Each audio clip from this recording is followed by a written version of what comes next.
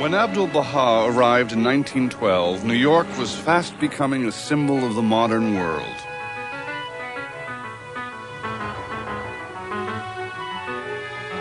To him, its skyscrapers expressed an aspiration for progress that was typical of the technological age that was coming into being.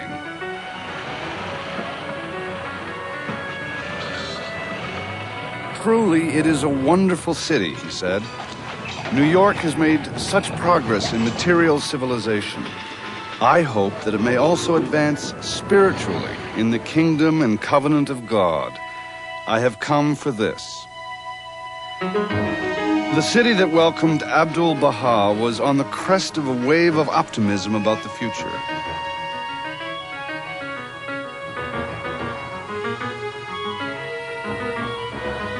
In the busy streets, the master saw a thriving society where everyone hurried to work. New York is a beehive, he said.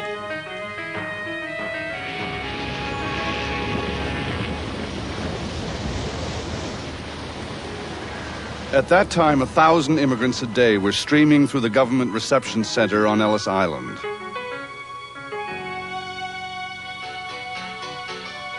Most were spreading out across the continent to the mills and factories of the American heartland. Many, however, settled in Manhattan's Lower East Side, making it one of the most densely populated areas on Earth.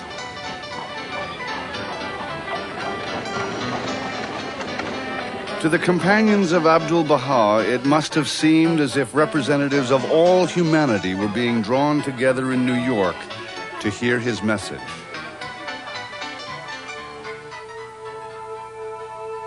Abdu'l-Baha was attracted by America's interest in the cause of world peace.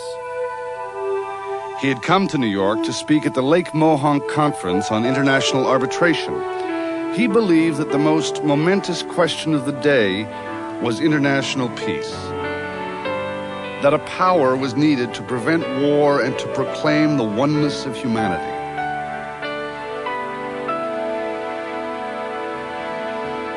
As the master arrived, the country was preparing for a federal election. Social reform was becoming a political issue of national dimensions. Across the country, wherever newspapers could reach, reform measures were being discussed. Abdu'l-Baha was a guest speaker at the 4th annual conference of the NAACP, where he shared the platform with Jane Addams, founder of Hull House in Chicago. As he crossed the continent, the master met with leaders of thought who were actively concerned with the needs of the time.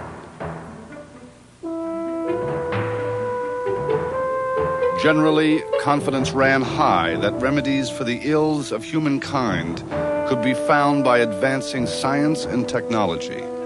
In Abdu'l-Baha's view, what was needed to resolve the problems of an emerging global society was the union of scientific and moral development, of material and spiritual civilization. Spiritual consciousness is the generating force of human society, he said. Throughout his visit, Abdu'l-Baha addressed issues familiar to us as the major problems of this century. Since 1912, they have expanded in range and complexity. And demand for social action has become a way of life in our time. Abdu'l-Baha put the racist attitudes he found rooted in American culture in a global perspective. He warned that until those prejudices are entirely removed from the people of the world, humanity will not find rest. He saw problems like the extremes of wealth and poverty created by industrial society in an international context. The solution did not lie in the conflict of capital and labor. Fundamentally, the disease afflicting the body politic is lack of love and altruism. Abdu'l-Baha favored the empowerment of women through greater opportunity for education.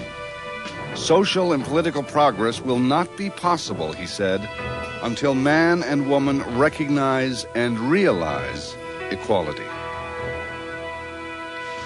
He called on the nations of the world to create an international tribunal to establish the cause of universal peace, because the spirit of the age demands peace.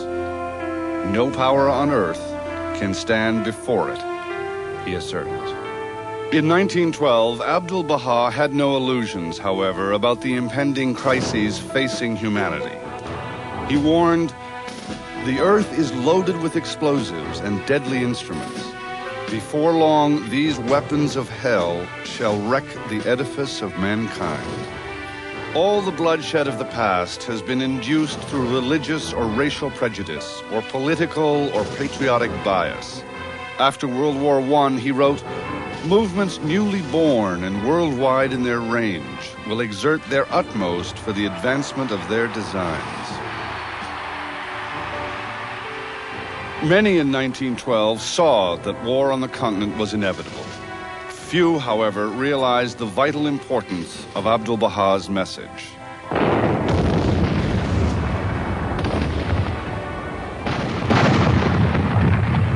It was only in the aftermath of World War I, the unprecedented dislocation of the peoples of Europe, together with worldwide economic depression, that the complacency of the Western world was shaken. Nevertheless, when the League of Nations was established, Abdu'l-Baha praised this faltering effort at international agreement as marking the dawn of the most great peace promised by Baha'u'llah.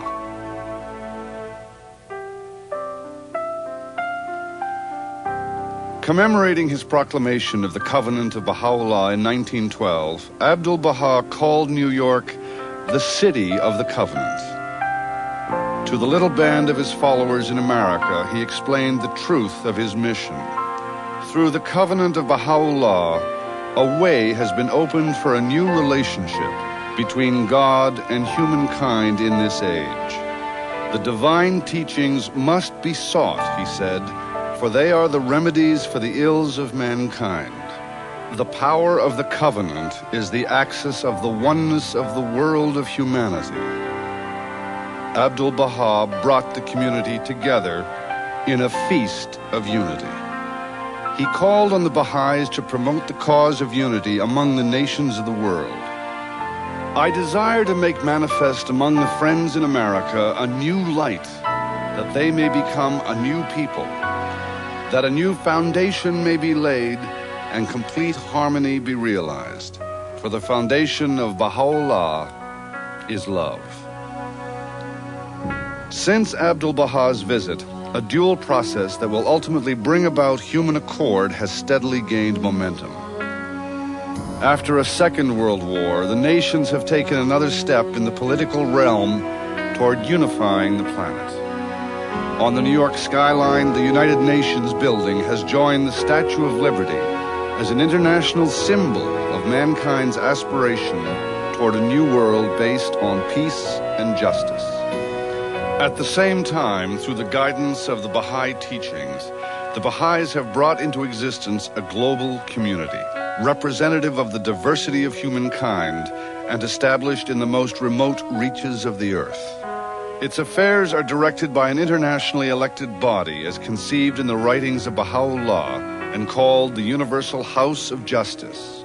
As the revelation of God to our age transforms human consciousness, the political unification of our planet will be seen as a prelude to the fulfillment spoken of 100 years ago by Baha'u'llah. These fruitless strifes, these ruinous wars shall pass away, and the most great peace shall come.